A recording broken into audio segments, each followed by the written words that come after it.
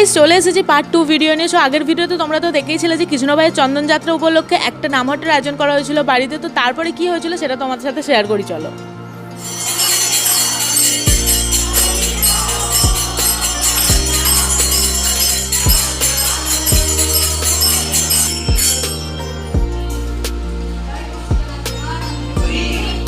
তোমরা তো দেখতে পাচ্ছ সবাই কি সুন্দরভাবে কীর্তন করছে এবং তারপর এখানে কৃষ্ণ ঠাকুরকে ভোগ নিবেদন করা হয়। আর বাড়িতে যত লোক সংখ্যা বাড়তে থাকছে তত কিন্তু কীর্তনটা আরও জমে উঠছে। তো এবার এখানে তুলসী মহারানীর আরতি হবে, দেন তোমার কৃষ্ণ ঠাকুরের কাছেও আরতি স্টার্ট হবে।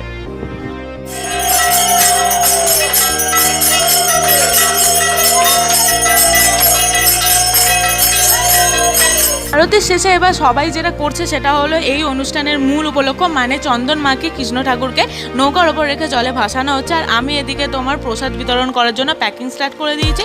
তো চলো ভিডিওটা এখানেই শেষ করছি। আই হোপ তোমার সকলে দেখতে ভালো লেগেছে।